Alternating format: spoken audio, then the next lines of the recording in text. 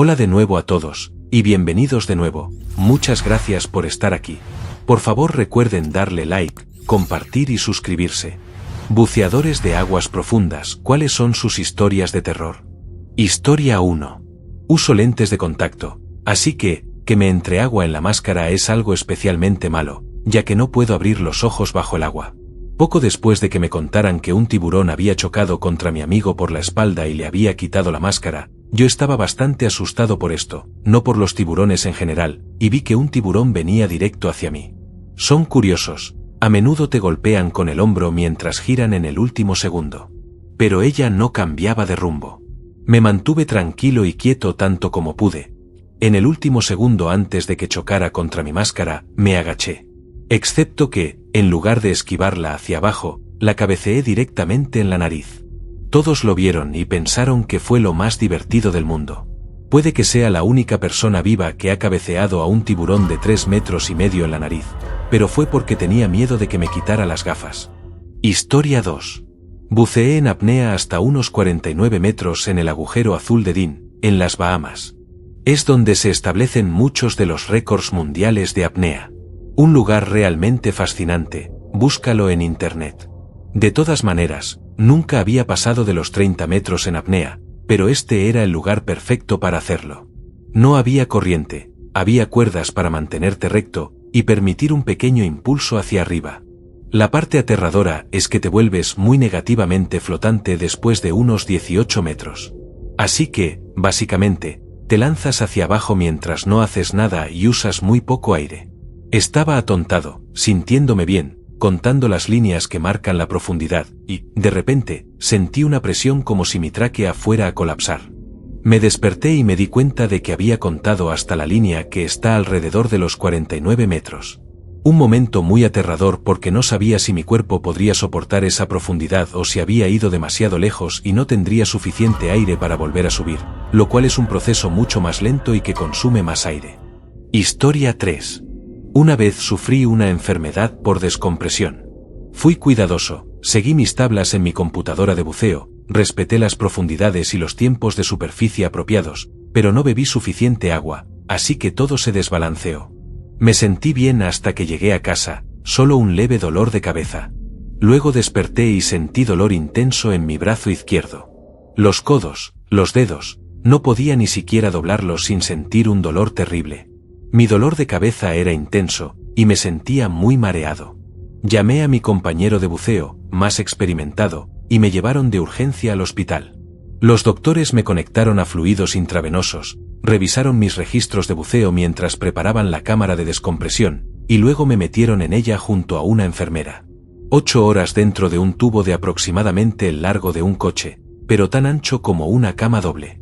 Estaba conectado a oxígeno y a un suero, y era muy ruidoso con todo el aire que entraba. En cuanto alcancé la profundidad, el dolor desapareció. Fue una locura. Estoy bien ahora, obviamente, pero no me permitieron bucear durante un mes, lo cual fue terrible, pero, hey, las inmersiones habían sido geniales. Historia 4. Buceando el día antes de un huracán en una pequeña isla del Pacífico Sur, de repente, una serpiente marina, negra y blanca, venenosa, se enroscó alrededor de mi brazo. Aparentemente, esto ocurre de vez en cuando antes de grandes tormentas. Ellas pueden percibirlo y buscan cosas que se dirigen hacia la orilla para no tener que hacer tanto esfuerzo para salir del mar. En cuanto llegué a aguas poco profundas, se desenrolló y subió por la playa, donde se ocultó bajo un árbol de pan. Pensé que iba a morir por mordedura de serpiente en el mar. Resultó que solo era un taxi para un reptil muy tranquilo, pero bastante apresurado. Historia 5. Salvé a alguien de ahogarse mientras buceábamos con tanque. La persona tuvo un ataque epiléptico a unos 26 metros de profundidad, en una caverna totalmente oscura donde también me encontraba buceando. Yo estaba flotando encima, observando simplemente las linternas moverse, cuando noté que una de ellas dejó de moverse. Nadé hacia abajo y me encontré con el otro buzo, que no tenía el regulador en la boca, con los ojos abiertos y simplemente de rodillas. El compañero de buceo de ella estaba junto a ella, completamente en shock, sin asistirla de ninguna manera. Mis 15 años de experiencia buceando y mi formación como instructor se activaron como un reflejo. Pensé que simplemente se le había salido el regulador, así que saqué el mío y se lo ofrecí. Fue entonces cuando noté que ella ya se había desconectado mentalmente. Puse mi segundo regulador en mi boca e intenté colocarle mi primer regulador en la suya, pero sus dientes estaban totalmente apretados. Entonces presioné el botón de purga para introducir aire en su boca, y noté que sus mejillas se inflaban, así que supe que el aire estaba entrando. Eso era suficiente para mí. La agarré por debajo de un brazo, aseguré que el aire fluyera hacia su boca, y nadé hacia la salida de la caverna, para luego ascender más de 18 metros hasta llevarla a la superficie. Una vez en la superficie, hice todo lo que estaba entrenado para hacer, inflé su chaleco compensador, solé su lastre, la puse de espaldas, y comencé a remolcarla hacia tierra. Mientras la remolcaba, ella vomitaba toda el agua que había tragado e inhalado.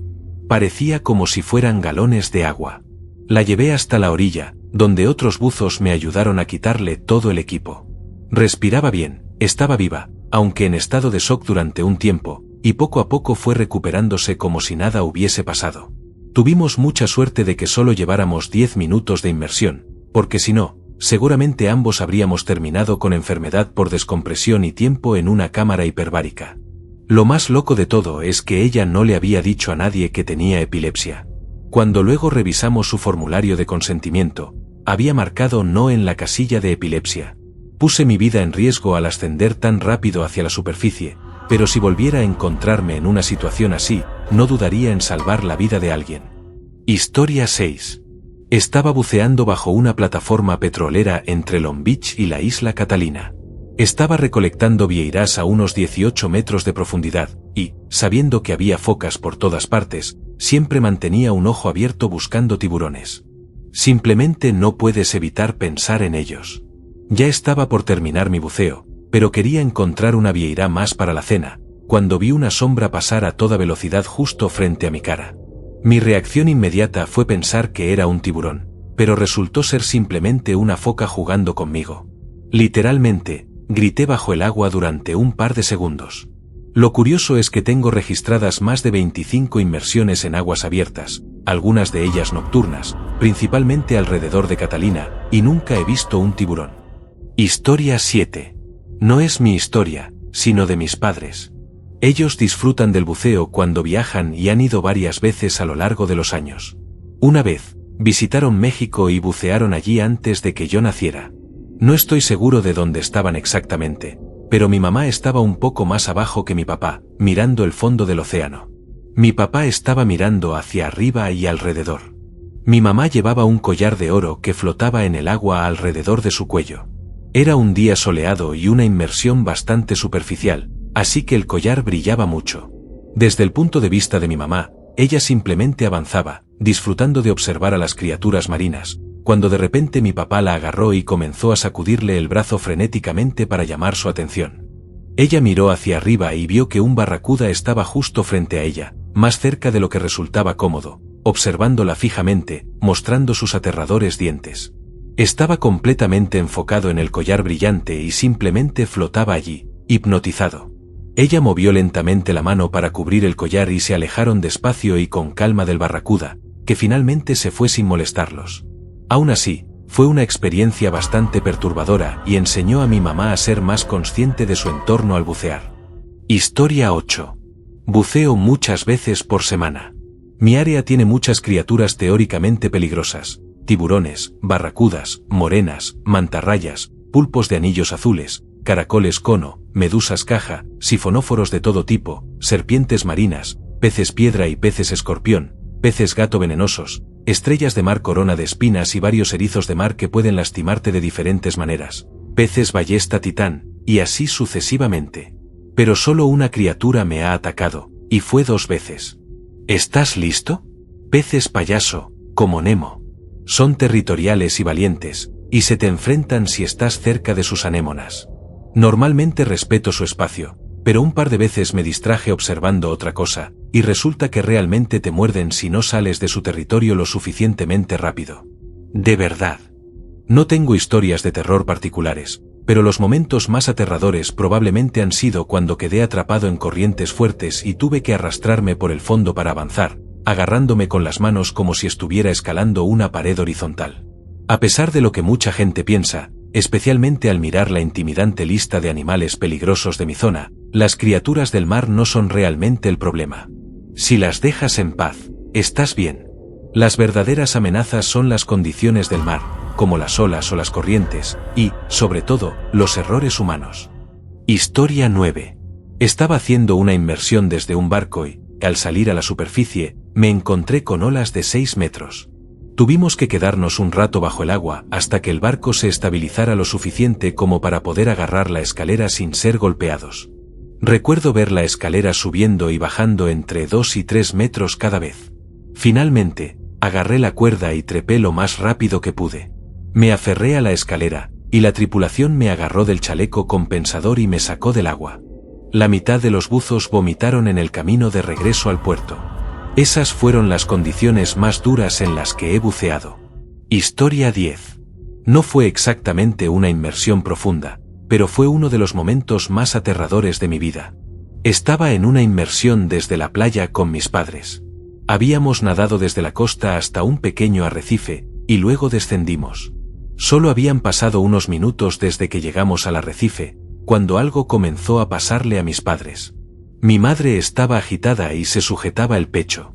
Subimos a la superficie, y ella comenzó a escupir un líquido oscuro y a luchar por respirar.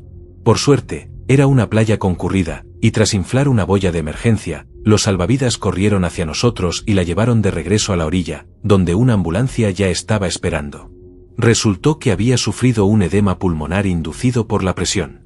Todo salió bien al final, pero tener una emergencia médica bajo el agua, en el océano, es un nivel especial de terror. Historia 11. Uso lentes de prescripción muy fuertes y no puedo usar lentes de contacto. A mitad de un viaje de buceo de una semana en un barco de buceo, alguien dejó caer un tanque sobre mi máscara de prescripción y la destrozó. Normalmente llevaba un segundo juego conmigo, pero no lo encontré y solo había traído uno, porque, hey, nunca había pasado nada antes. Soy prácticamente ciega sin lentes correctivos. Solo veo colores a partir de unos 13 centímetros de mi cara. Estaba devastada, pero decidí bucear de todos modos, con mi esposo como mi buzoguía. Podía ver mis medidores, así que me sentía razonablemente segura. Fueron los 3 días de buceo más asombrosos que he tenido. Veía los colores, las formas, los movimientos. Sin poder enfocarme en los detalles, de hecho, tomé algunas de las mejores fotos submarinas de mi vida. No me preocupaba concentrarme en un coral o un pez en particular. Observaba los patrones de color en su conjunto. Así que, al final, no resultó ser el desastre que temía. Historia 12. La única cosa que realmente me asusta son las lesiones por expansión pulmonar. Así que, la única vez que me asusté de verdad fue nadando cerca de un naufragio, a unos 30 metros de profundidad. Perdí la perspectiva y el control de flotabilidad, y de repente me di cuenta de que había subido unos 12 metros en menos de 30 segundos. Inmediatamente, visiones de enfermedad por descompresión y de un pulmón reventado vinieron a mi mente. Solté una gran cantidad de aire de mi chaleco compensador para volver a bajar rápidamente. Sentí una enorme presión en mis oídos, pero eso me permitió calmarme, ubicarme mejor y recuperar el control de mi flotabilidad. En definitiva, las cosas más aterradoras que pueden pasar buceando son las que uno mismo provoca. Historia 13. Estaba en una inmersión nocturna buscando un tiburón de 6 branquias residente, cuando un gran animal gris pasó velozmente junto a mí, apenas iluminado por mi linterna. Era mucho más rápido de lo que me habían dicho que se movía el tiburón, y no pude distinguir bien su tamaño.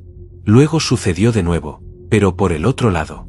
Ambas veces fue en mi visión periférica, apenas visible con el foco de luz frontal y a gran velocidad.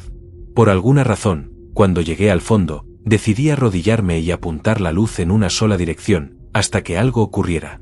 Resultó ser una foca de puerto, que estaba usando la luz para encontrar peces para cazar. Se quedó con nosotros un rato, lo cual fue una experiencia bastante genial.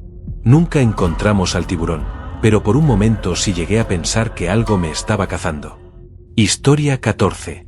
El clima había estado bastante caluroso, y la temperatura del agua también rondaba los 26 grados Celsius. Habíamos hecho una inmersión y una larga natación por la mañana. Luego salimos para nuestra segunda inmersión, y el barco nos dejó en el lugar equivocado. Así que tuvimos que nadar contra una corriente enorme para llegar a nuestro sitio planeado. A mitad de camino, sentí que necesitaba una siesta, así que cerré los ojos y simplemente me dejé llevar. Se sentía tan pacífico. Inmediatamente, comencé a hundirme aún más, y tuve la suerte de que uno de los chicos en la inmersión se dio vuelta en ese momento y vio lo que pasaba. Nadó tan rápido como pudo hacia mí y me alcanzó. Me preguntó si estaba bien, dije que sí, y luego volví a desmayarme, esta vez escupiendo mi regulador y comenzando a liberar burbujas. Entonces se colocó detrás de mí, me empujó el regulador de nuevo en la boca, me envolvió con sus brazos, y me llevó directamente a la superficie. Me salvó la vida. Historia 15. No me pasó a mí, sino a mi hermano. Y no fue en mar profundo, disculpas. Él tenía 18 años, formaba parte del club de buceo de su escuela. Fueron a un viaje de buceo. La tripulación que manejaba el barco contó mal las cabezas, y a mitad de la inmersión, el barco regresó a la costa sin ellos. Así que ahí estaban, a 2 kilómetros de la orilla, con la única opción de nadar de regreso.